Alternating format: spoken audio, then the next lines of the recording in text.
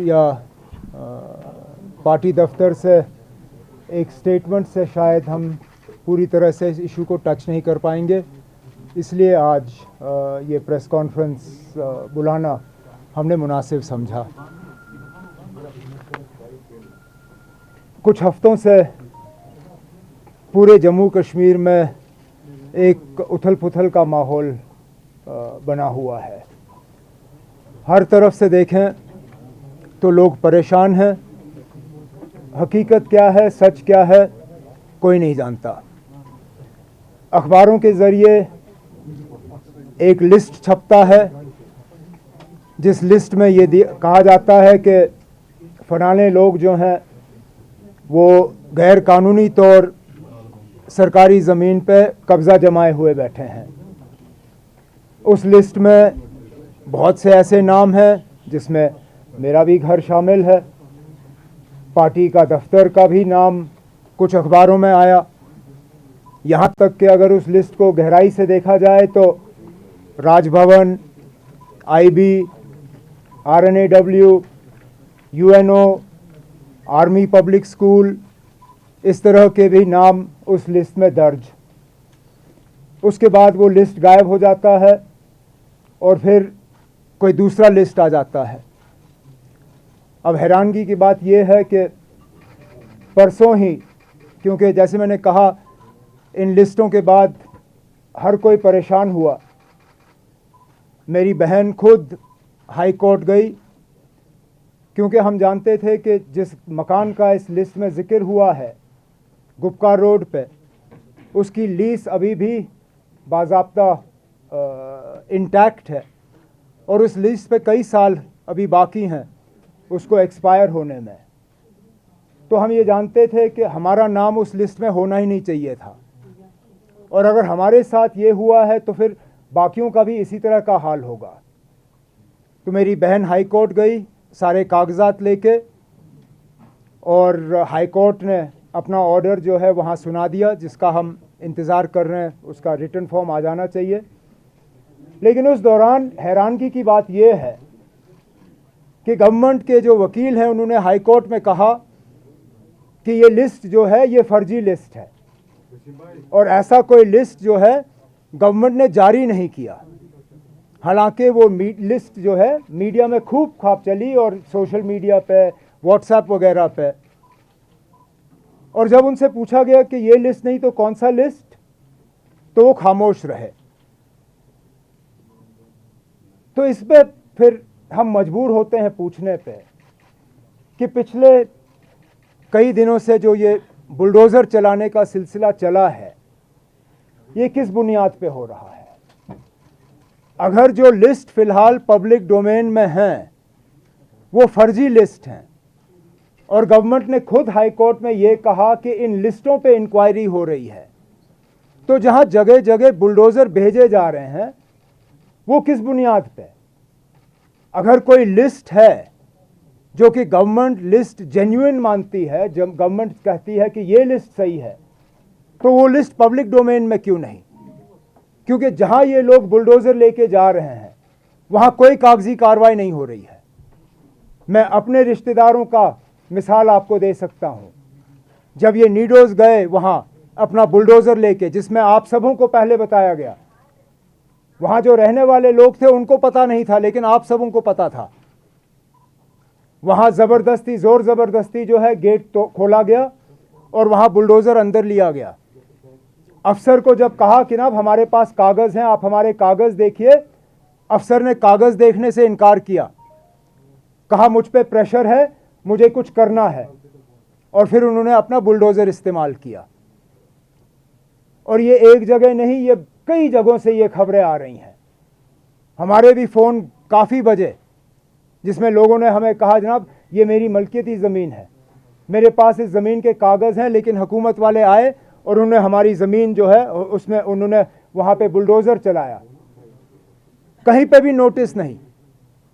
चाहे मैं नीडोज़ की बात करूं या पिछले दिनों जो सागर साहब के साथ हुआ, सागर साहब और उनके घर वालों से जब मैंने बात की और उनसे पूछा क्या आपको कोई नोटिस मिला, उन्होंने कहा कोई नोटिस नहीं, हम श्रीनगर में थे ही नहीं, पीछे से बुलडोज़र लेके आए और उन्होंने अपना काम कर लिया। कोई लिस्ट नहीं, कोई कागजी कार्रवाई नहीं, कोई नोटिस नहीं, तो फिर कहाँ? क्या कानून नाम की कोई चीज़ नहीं? कोई प्रोसीजर नाम का कोई चीज़ नहीं? क्या ये हुकूमत का फ़र्ज़ नहीं बनता कि वो पहले नोटिस इशू करें और रिटर्न में नोटिस इशू करें? जहाँ तक मैं जानता हूँ, नोटिस जो है सिर्फ ज़बानी नहीं होता, नोटिस का जो है रिसीप्ट आपको हासिल करना होगा। अब अगर हुकूमत कहती है कि सागर साहब को उन्होंने 3 महीने पहले नोटिस दी, तो मेहरबानी करके उस नोटिस का रिसीट दे दीजिए, हमें दिखाइए कि आपने नोटिस दिया। और यहाँ तक भी, जहाँ तक मैं प्रोसीजर जानता हूँ, अगर नोटिस रिसीव करने से कोई इनकार करे या नोटिस का रिसीप्ट ना मिले, तो आपको वो नोटिस उस घर के या उस ज़मीन के गेट पे चिपकाना पड़ता है।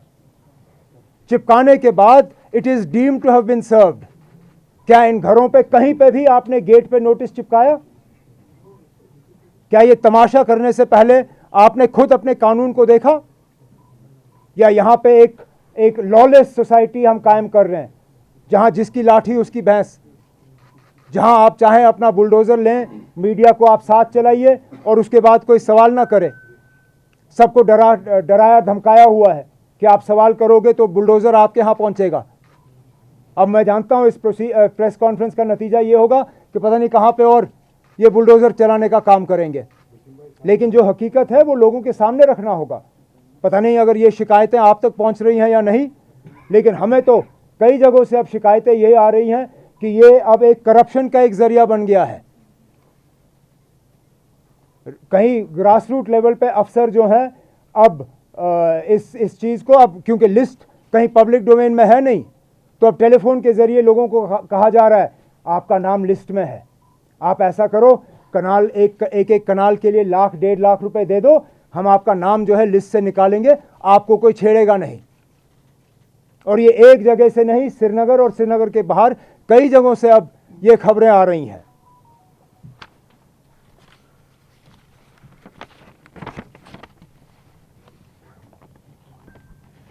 और जैसे मैंने आपसे कहा, किसी को पता नहीं कि असलियत क्या है, हकीकत क्या है और प्रोसीजर क्या है। इसलिए हम अपने तरफ से आज गवर्नमेंट से ये कहना चाहते हैं कि ये जो सबको डराने का, धमकाने का और परेशान करने का एक मुहिम चलाया जा रहा है, इसको मेहरबानी करके रोक दीजिए। हम में से कोई इस हक में नहीं है कि किसी का भी गैर कानूनी तौर सरकारी ज़मीन पर कब्ज़ा होना चाहिए। हमारा ये मकसद नहीं है ये प्रेस कॉन्फ्रेंस करने का कि जहाँ पे लोगों ने कब्ज़ा किया हो उनको वो कब्ज़ा करने की खुली छूट दी जाए, लेकिन रोकने का भी एक तरीका होता है, डराने धमकाने से नहीं। बुलडोज़र जो है आपका पहला कदम नहीं होना चाहिए, बुलडोज़र आपका आखिरी कदम होना चाहिए। इसलिए हम हुकूमत से आज कहना चाहते हैं कि फ़िलहाल ये बुलडोज़र भेजने का आप सिलसिला रोक दीजिए। आप एक काम करिए, आपने अभी तक तो पिछले ही सैटरडे को आपने हाई कोर्ट में कहा कि अभी तक फ़िलहाल जो लिस्टें पब्लिक डोमेन में आई हैं वो फॉर्ज्ड हैं, वो फॉर्जरी हैं, वो गलत हैं। तो हम आपसे कहना चाहते हैं ये जो आप अभी तक डेमोलिशन कर रहे हो वो किस लिस्ट के बुनियाद पे कर रहे हो? वो लिस्ट जो है उनको पब्लिक डोमेन में डालिए, उनको आप ओन करिए, कहिए कि ये लिस्ट है, इस लिस्ट की हमने वेरिफिकेशन की है, ये लिस्ट जो है हम कहते हैं कि फलाने लोग जो हैं वो गैर कानूनी तौर जो है सरकारी ज़मीन पे कब्ज़ा जमाए हुए बैठे हैं। उसके बाद जिन लोगों के नाम उन लिस्टों में दर्ज हैं उनको कम से कम आप 4 से 6 हफ्ते का वक्त दीजिए, ताकि अगर उनके पास कागज़ हैं अपने क्लेम को साबित करने का कि वो वहाँ पे गैर कानूनी तौर नहीं बैठे हैं, आप अफसरों को मुकर्रर करिए, आप रेवेन्यू डिपार्टमेंट को वो इख्तियारात दे दीजिए ताकि वो कागज़ वेरीफाई करें, और अगर हम उन लोगों के पास सही क्लेम हो उनको इस लिस्ट से निकाला जाए। जिन लोगों के पास अपनी वो कब्ज़े की ज़मीन के कागज़ नहीं हैं या वो क्लेम नहीं कर सकते हैं, उसके बाद ये सारा प्रोसेस करने के बाद आप नए सिरे से उनको नोटिस निकालिए और उनसे कहिए कि ये तमाम तहकीकात करने के बाद आप इस फलाने ज़मीन के प्लॉट पे जो है गैर कानूनी तौर बैठे हैं। फिर उनको मौका दे दीजिए कि वो खुद अपनी मर्जी से वो ज़मीन का हिस्सा छोड़ें या उसको रेगुलराइज करें किसी स्कीम के तहत। अगर ये नहीं होता फिर आखिरी में आप बुलडोज़र भेजिए, कोई आपको नहीं रोकेगा।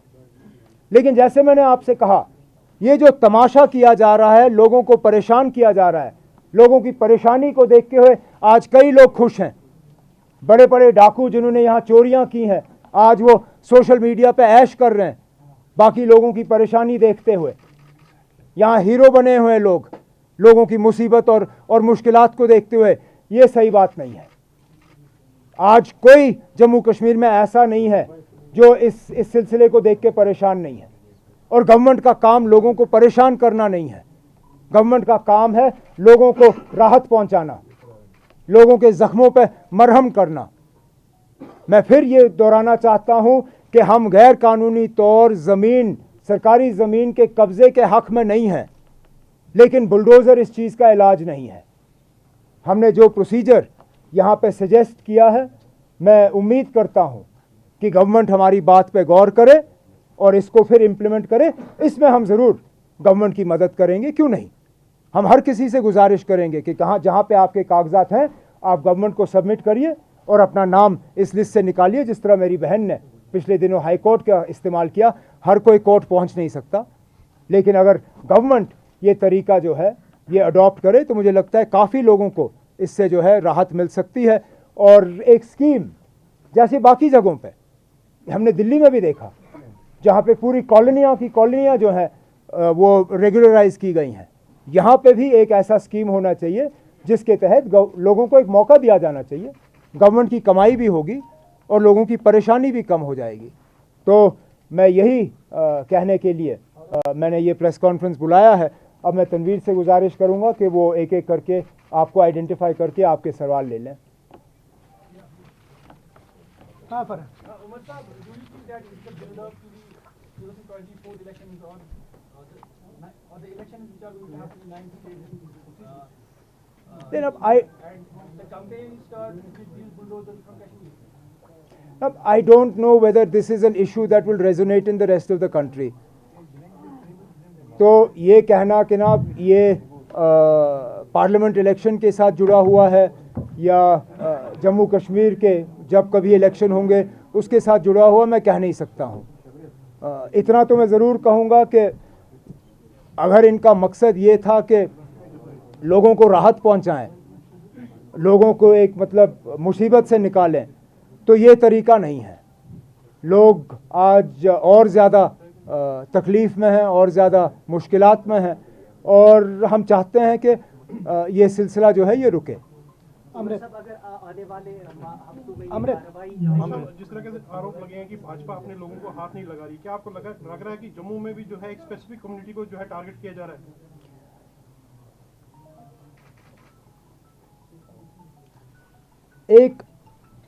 एक इम्बैलेंस सा तो ज़रूर है। अगर आप देखें जम्मू में किन इलाकों में बुलडोज़र भेजे जा रहे हैं और अक्सरियत वहाँ कौन से लोग रहते हैं, शायद उसी से आपको पता चलेगा कि इन लोगों के इंटेंशंस जो हैं सही नहीं हैं। एक कैलकुलेटेड डिज़ाइन के तहत यहाँ के भाईचारे को और यहाँ की यूनिटी को जो है ज़ख्म पहुँचाने की कोशिश की जा रही है और वो सारा कुछ तो आपके सामने है। उमर साहब, जिस तरह आपने खुद कहा था कि जो प्रोसेस अपनाया जा रहा है according to you which is illegal, तो इस चीज़ को मद्देनजर रखते हुए और एक रेस्पॉन्सिबल पॉलिटिशियन जम्मू कश्मीर के होने के नाते क्या आपने ये मसला एलजी के साथ अगर एलजी से कुछ बात नहीं पड़ा? नहीं ना, एलजी से हमने पार्टी मीट करके पीएमओ के ऑफिस से भी नहीं ना, हमने कोई फ़ायदा ही नहीं।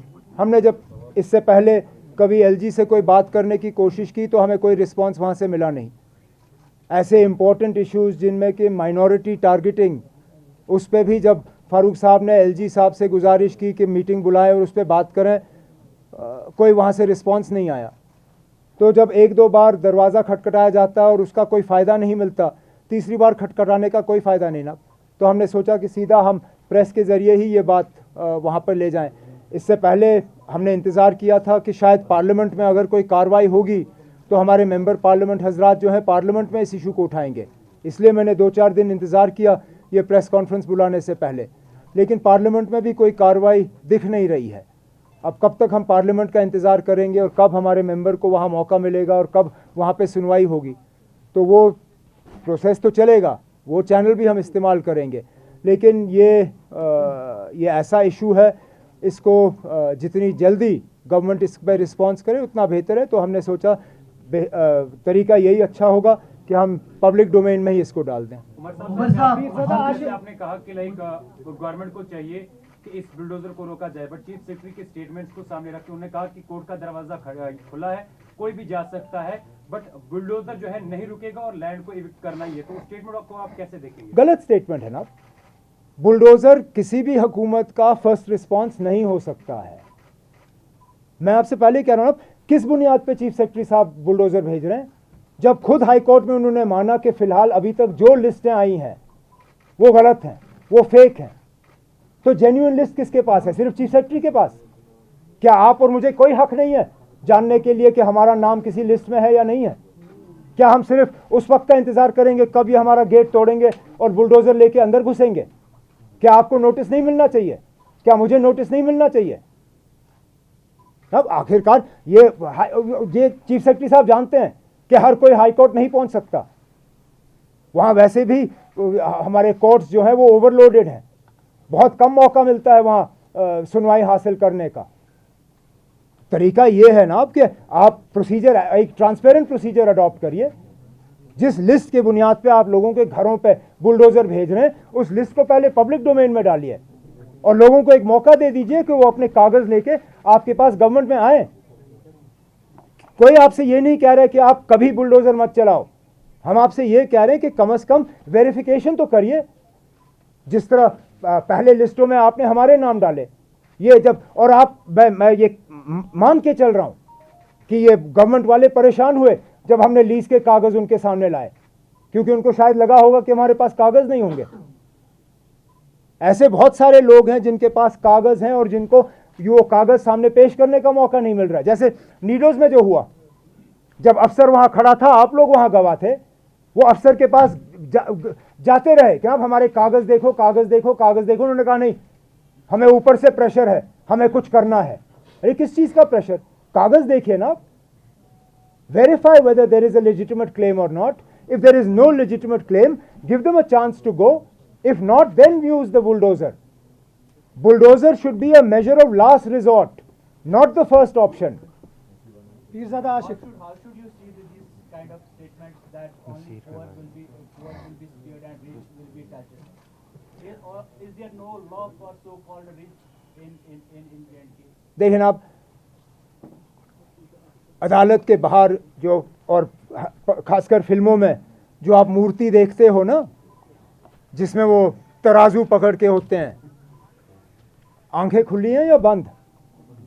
जहां तक मुझे पता है आंखों पे पट्टी बांधी है, ये दिखाने के लिए कि कानून जो है वो भेदभाव नहीं करती, कानून में फर्क नहीं है। हिंदुस्तान के आईन में कहीं पे ये दर्ज नहीं है कि फलाना कानून सिर्फ अमीरों के लिए है या गरीबों के लिए है या फलानी जगह में रहने वालों के लिए है या यहाँ के लिए नहीं है या मर्दों के लिए है, औरतों के लिए नहीं है। इस तरह के कानून जो है वो सबके लिए हैं और इसी से फिर गवर्नमेंट के इंटेंशंस जो है वो पता चल जाते हैं। ये पिक एंड चूज, एक हवा बनाने के लिए। मैं फिर ये बात दोहराना चाहता हूं, अगर गवर्नमेंट ने लिस्ट तैयार किया है, वो लिस्ट पब्लिक डोमेन में डाल के लोगों को एक मौका दे दीजिए कि वो साबित करें कि क्या वो वहां पे एक सही क्लेम लेके बैठे हैं या वाकई गवर्नमेंट के कहने के मुताबिक वो गैर कानूनी तौर जमीन पे कब्जा जमाए हुए बैठे हैं। अफजल साहब, आपने काफी स्ट्रेस दिया है नोटिफिकेशन, आपने इस पर काफी स्ट्रेस दिया कि कोई नोटिफिकेशन नहीं है। कल को अगर गवर्नमेंट नोटिफिकेशन इशू करती है जहां पे जिन लोगों ने गलत किया है, उस पर आपका रिएक्शन क्या होगा? दूसरा कि जो, क्या आपको इसमें कई जगह दिखाई तो नहीं देता, इसमें जो लैंड टू टिलर का जो बात होती है उसमें शेर कश्मीर का जमाना याद आ रहा है, उसमें ज्यादा भी बोला जा रहा है कि जो काश्तराइयाँ वगैरह है वो काफी तादाद में है कश्मीर एज कम्पेयर टू जो शहर श्रीनगर है, ज्यादा तो वही था लैंड टिलर, वो मसला भी तो चल रहा है। और दूसरा कि जैसे आपने खुद कहा आप इसके अगेंस्ट नहीं है, बट एक प्रोसीजर होना चाहिए। लेकिन जिन्होंने गलत किया है, क्या ये ड्राइव सही है और वो लैंड जब टेंडर में से आएगा? मैं फिर इस बात पे मैं दोहराना चाहता हूँ ना, हम वैसे कोई ये नहीं कहता है कि गैर कानूनी तौर सरकारी ज़मीन पे कब्जा होना चाहिए। एक दूसरा, प्रोसीजर में क्या खराबी है ना, आप में से कोई ये कहने के लिए तैयार है कि गवर्नमेंट को किसी प्रोसीजर की जरूरत नहीं है? एक ट्रांसपेरेंट प्रोसीजर होना चाहिए। लैंड टू टिलर तो ये लोग उसके हमेशा से दुश्मन रहे हैं। मुझे मतलब ये कोई हैरानगी की बात नहीं है कि ये लोग लैंड टू टिलर को ख़त्म करना चाहते हैं। 370 पे हमला करने का एक बहुत बड़ा मकसद वो भी था। जिस तरह इन्होंने वो डोमिसाइल लॉ लाया और बाकी चीज़ें की, उसका भी एक मकसद था लैंड टू टिलर को कमज़ोर करने का। ये भी उसमें एक स्टेप हो सकता है। नोटिस निकालना एक चीज़ है, लेकिन नोटिस में भी जैसे मैंने कहा, उसमें भी आपको वक्त देना होगा ना किसी को कि वो साबित कर। मिसाल के तौर पे कल को आपको नोटिस निकले, ये तो नहीं कह सकते ना कि ये आपका नोटिस है, मैं कल बुलडोज़र लेके आ रहा हूँ। इनको ये कहना होगा ना, ये आपका नोटिस है, कानून के तहत आपको इतने दिन दिए जा रहे हैं, अगर आपके पास एक लेजिटिमेट क्लेम है इस ज़मीन का, वो क्लेम आप सबमिट करिए, हम इसको वेरीफाई कर लेंगे। वही हम आपसे कह रहे हैं। उमर साहब, यहाँ से 5 अगस्त 2019 के बाद जितने भी गवर्नमेंट ने यहाँ पे लॉज लाए, नए लॉज, और या कोई गवर्नमेंट का ऑर्डर या सर्कुलर जारी हुआ, उस पर वक्तन फौक्तन नेशनल कॉन्फ्रेंस ने, पीडीपी ने या बाकी जमात ने, बीजेपी या गवर्नमेंट को अपोज किया, ट्विटर के जरिए आपने एहतजाज किया और प्रेस कॉन्फ्रेंसेस के जरिए। लेकिन आपका जो एहतजाज है 2-3 दिन के बाद फिर खामोश हो जाता है, और कंक्रीट जो रोड मैप है वो यहाँ की अपोजिशन पॉलिटिकल पार्टीज का नज़र नहीं आता है। जैसे हमने लैंड फार्मर्स के खिलाफ फार्मर्स का प्रोटेस्ट देखा, क्या आपके पास रोड मैप है जो आपके गवर्नमेंट के खिलाफ इस तरीके का एहतजाज करते हैं? हम एहतजाज इश्यूज़ पे करते हैं, हाईलाइट करते हैं, और उन पे एक गवर्नमेंट से जो है एक या तो कदम एक्सपेक्ट करते हैं या उसका इलाज हम एक्सपेक्ट करते हैं। कई कई जगहों पे जहाँ पे गलत लिस्टें निकली रिक्रूटमेंट की, उस इशू को हाईलाइट किया गया, गवर्नमेंट ने उसको दुरुस्त करने के लिए कदम उठाए। कुछ और ऐसी इश्यूज़ आए जिस पे हमने आवाज़ उठाई, गवर्नमेंट ने करेक्टिव स्टेप्स लिए। आज जो इशू हम लेके यहाँ आपके सामने बैठे हैं, इस उम्मीद के साथ कि इस पे भी कुछ करेक्टिव मेजर्स होंगे। नहीं होंगे तो हम अपना अगला कदम जो है वो हम उस पर गौर करके ले लेंगे। जहाँ तक आपने बड़े इशू 5 अगस्त की बात छेड़ी, हमने हमेशा आपसे कहा ना, हमारी लड़ाई कौन सी है। हमने कहा it is a constitutional, it is a peaceful, it is a legal and it is a political fight that will continue. आप फार्मर्स की बात हमेशा छेड़ते हो। मुझे बताइए ना, आप किस पॉलिटिकल पार्टी ने फार्मर का एजिटेशन शुरू किया? किसी पॉलिटिकल पार्टी ने नहीं, वो फार्मर्स ने खुद किया। इट हैड नो, यहाँ तक के फार्मर्स ने वहाँ पॉलिटिकल पार्टीज को आने की इजाज़त भी नहीं दी। तो आप ये नहीं कह सकते हो ना आपके फार्मर एजिटेशन किसी पॉलिटिकल पार्टी का एजिटेशन था, वो खुद किया। यहाँ के लोग भी जिस दिन चाहे ना वो भी फार्मर्स की तरह एजिटेशन कर सकते हैं और हमें उस एजिटेशन में आने से रोक सकते हैं। कोई उनको इस चीज़ के लिए इनकार नहीं कर सकता ना। Given the approach Supreme Court has had with the petitions challenging the August 5 decisions, do you think that we can still have a hope of going to Supreme Court? Look, so long as the issue is alive in the Supreme Court, I will always be hopeful. In fact, if anything, the delay makes me even more hopeful. I'll tell you why. Because I truly believe that if the government was confident in its defense, it would have pressed the Supreme Court for an early hearing, as they do in numerous other matters. The fact that the government has shown such amazing reluctance to get into this discussion in the Supreme Court shows that they, at least privately, understand that they don't have a leg to stand on. So one day, if not today, then tomorrow, the Supreme Court will have to hear this case. And we have an assurance from the current Chief Justice, who still has some time left in his tenure, that he will make sure that the hearings begin in this matter. I believe that the delay is indicative of the fact that we have a strong case in the Supreme Court, and I'm even more hopeful now than perhaps I was in the beginning. Will you take this elections to evictions issue, because I think somebody from Jammu had gone to the Supreme Court, but they refused to interfere. I'm not sure what issue they took to the Supreme Court. I think they wanted a blanket ban on the stopping of demolitions. I think our next step will depend on how the government responds to what I think are very reasonable suggestions to the government. If there is a positive response, so be it. If there isn't, then yes, we will definitely consult some senior lawyers to see what options we have. Politicians are claiming that the judiciary is dancing on the tunes of ruling government. Your take, sir? Then अब ये मैं नहीं मानता हूँ. सुनिए ना, अगर judiciary को गवर्नमेंट के इशारों पे नाचना होता तो शायद मेरी बहन के घर के बाहर आज बुलडोजर होता. नहीं है.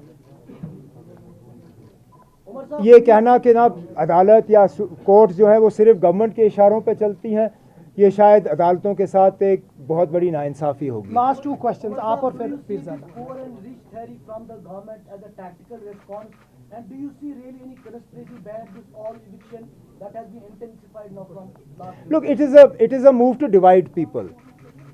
We have seen this with this government. They are desperately trying to divide people, whether on regional basis, on religious basis, on caste basis, on community basis, now on economic basis. This is just one more step in that direction, to try and suggest that they should create a gulf or a wedge between rich and poor, knowing fully well that the law does not offer any such discrimination. What the suggestion or the solution or the steps that we have advocated have no such divisions. They are equal for rich, for poor. They cut across religious lines, they cut across regional lines. And I believe they are the best possible way for the government to address the concerns people have, also while ensuring that blatant misuse or capture of government land is put to a stop. Last question. So I have a very different question, which is that post-August 5, 2019, they have changed land law and many times and changed the nomenclature. So even people are confused about the nomenclature of land which they are occupying right now. For example, Shamila, people don't know, earlier it was a property land, whether it's a property land. Do you give legitimacy to this LG government to take measures which will impact thousands of people of Kashmir, or it should be the state elected assembly, which should, and maybe elections if it is 1 year away, so land will not go anywhere. Why doesn't an elected government take it on themselves?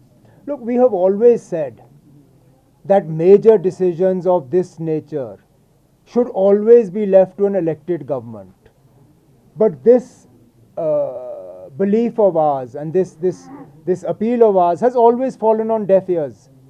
And therefore, if I had started this press conference only saying that an elected government should be allowed to deal with this issue, I know what the response of this LG's government is.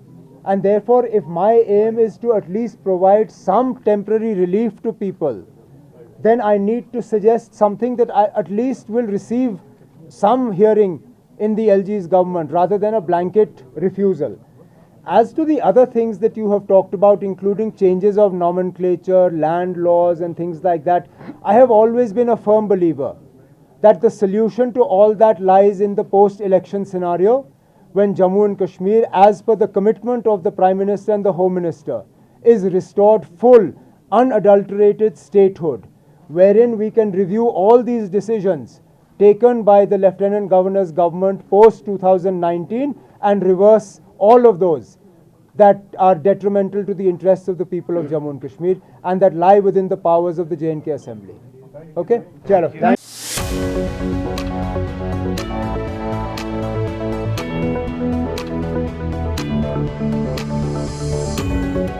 you.